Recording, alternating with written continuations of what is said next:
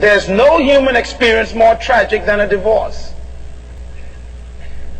Divorce is defined as the death of a relationship. Write that down. A divorce is the death of a relationship. Again, that may not be necessarily between two married people. It may even be between two people who have been very close for a few years, and then something went wrong, and your heart goes through that trauma. That relationship died.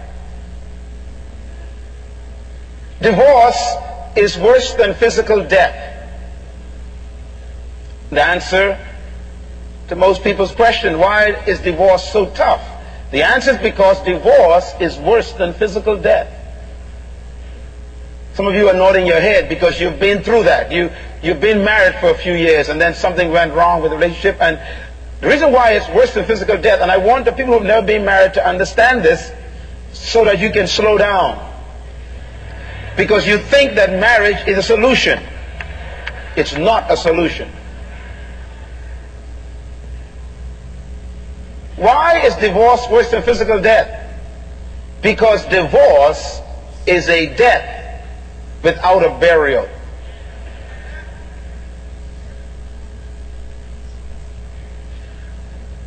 It is better for a person to die than for them to get a divorce and still be alive. Why?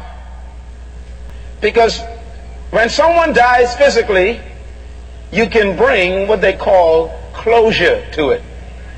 You can cry, go to a wake, you can have a funeral, you can weep over the grave, you can put the body in the ground, you can cover it up with dirt, you can put a marker on it, you can put a wreath on it, you can leave the cemetery and never go back.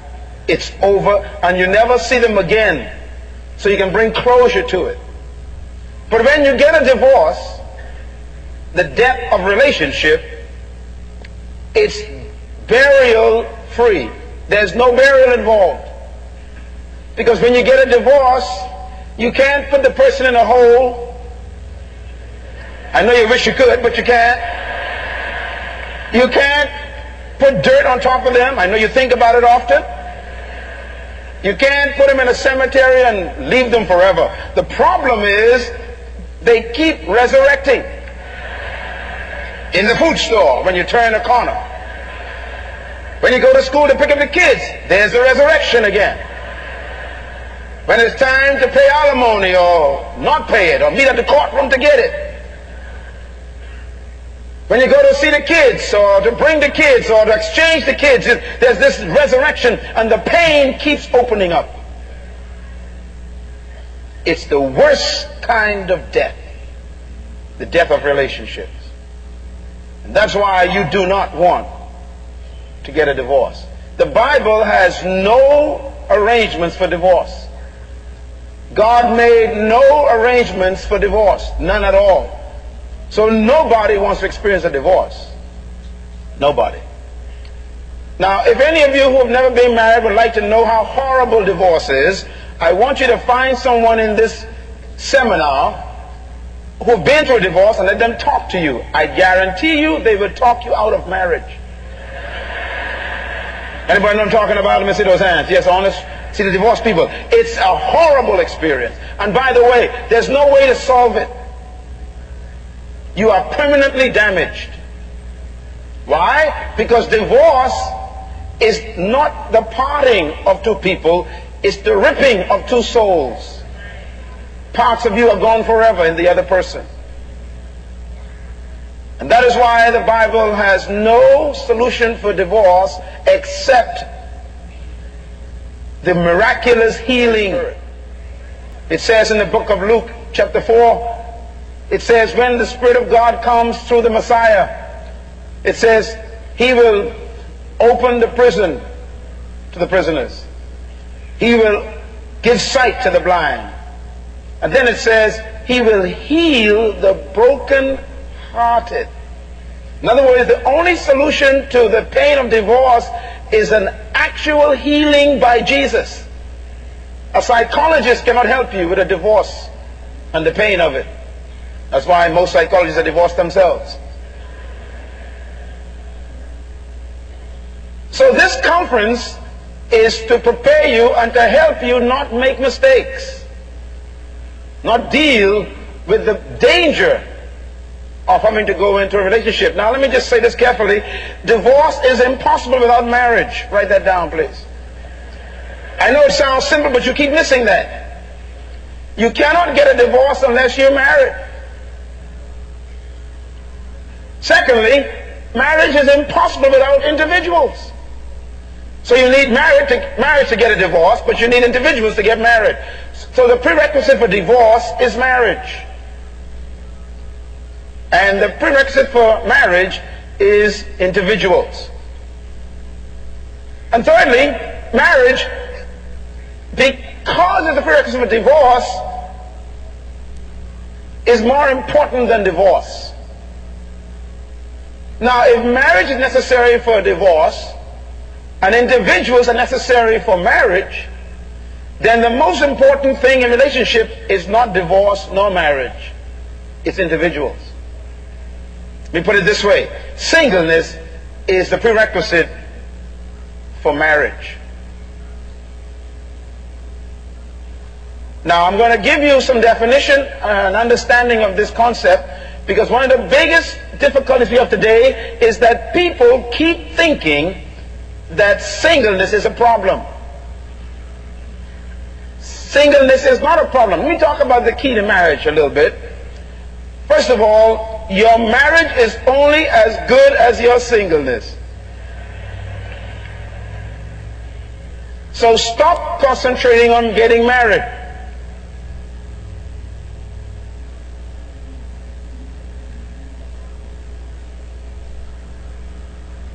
Your relationships are as good as you are. No less and no more. You bring to the marriage what you are.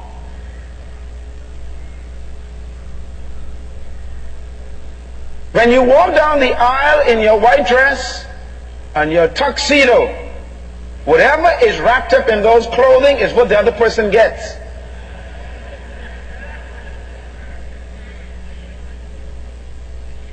Nothing happens at the altar.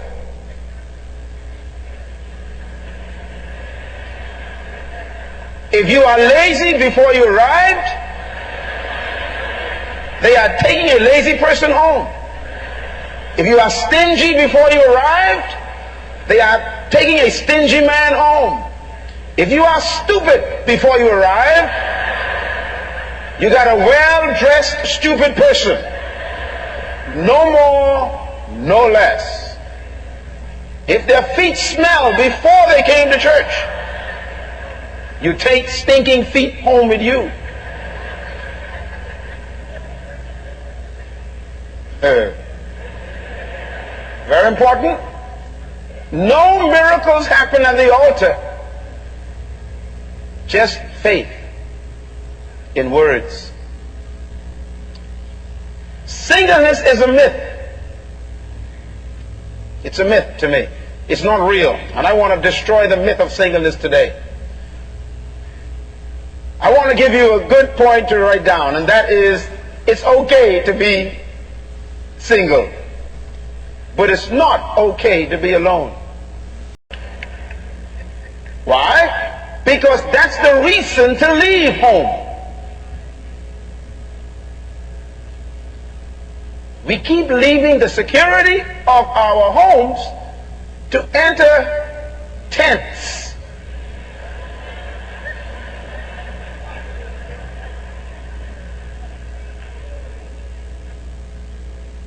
Shacks. Shacking up. Tell your neighbor, stay home. At least you know where it is. Clap your hands right there. That's right. You know where home is.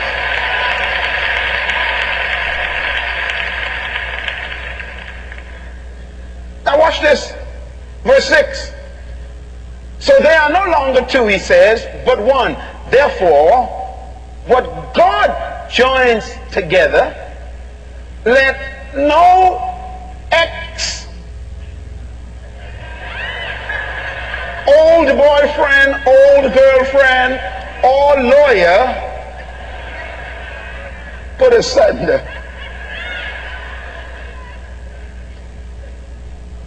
Whom God joins together, he says, let no lawyer, no judge, no ex-boyfriend, girlfriend, or spouse, or even prophet put asunder. This here is whom God joins together. God does not marry everybody. The only people that God actually marries are the ones Jesus says qualifies in the beginning. So every marriage that is not in the beginning qualification is married by the state. Let me put it another way. Coming to a church building and standing here does not guarantee that God joined you together.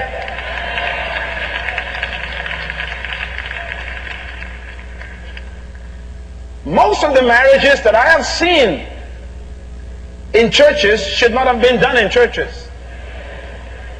They should have gone to the downtown registrar office and let some legal person just kind of speak over them. Why? Because if they join you together, when you're ready, they can put you asunder. Let me prove how that's so crazy. You come before God, you say, to get married, but then you go before the lawyer and the judge to get divorced. That's confusing to me.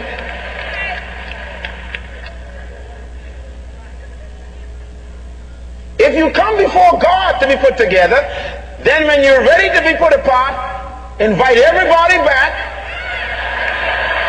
Come on, let's talk about this. Get the bridesmaid, get the groomsmen, get the music, get all the flowers, and make sure God is present and say, now we want to be put asunder. I dare you. How dare you come before God to be married and go before the judge to be divorced? You hypocrite, you.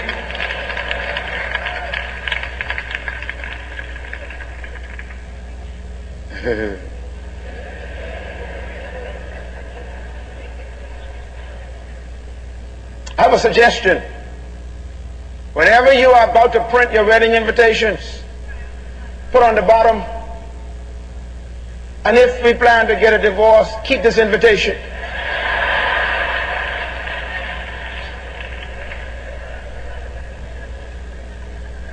That's how ridiculous it is to walk down these aisles in a white dress and a blue and a dark suit and tell God I do before him, and go before a judge and says I don't.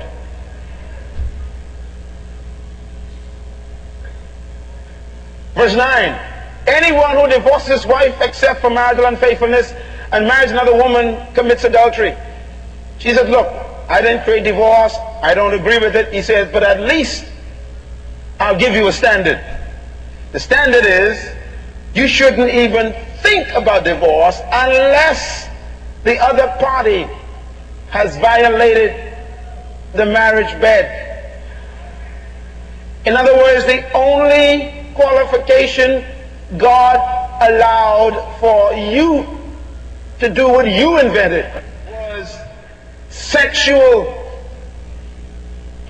corruption. Now, why does he use the word adultery? I'm going to give you a quick lesson. According to Jesus, there's no other grounds for divorce. You can't say, well, I don't love him anymore. I don't love her anymore. It doesn't qualify for divorce. Or we outgrew each other. Still ain't qualified. Or I got saved. Still ain't qualified.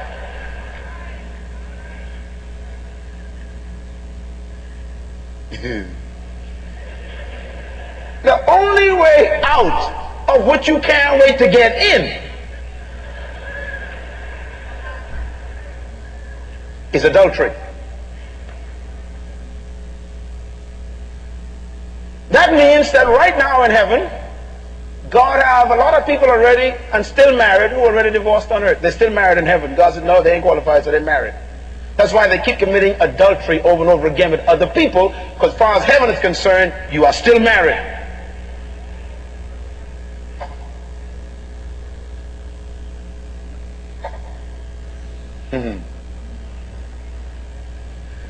Let me give you another challenge. If you get married, listen carefully, this is scriptural standard now, not religious standard. Because religion, they make their own standard. Christianity is a religion, it makes its own standard. I'm talking about the Bible now, the kingdom. The kingdom says, if you marry a person and you decide to separate, you cannot marry anybody else, no matter how long as that other person does not commit adultery. So a lawyer and a judge cannot destroy a marriage in God's kingdom. The only one that can destroy a marriage in God's kingdom is an adulterer.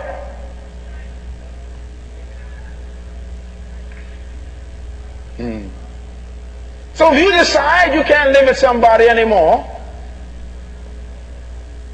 not on the grounds of adultery, and you live apart, God's watching, because in heaven you're still married. And I don't care how many women wink at you or how many men wink at you and say they love you, you can't get involved. Why? In heaven you're still married. As long as that other person does not commit adultery, you are married before God. This is kingdom standard. Now when they commit adultery, and you know and prove it, you are free to marry again. That's the grounds of kingdom. Do you know why? Because whenever you get married and you consummate that marriage with sex, blood is spilled. That's why two men cannot consummate a marriage.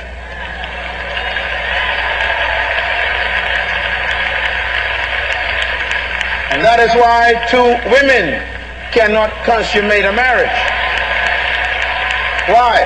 There's no blood covenant possible.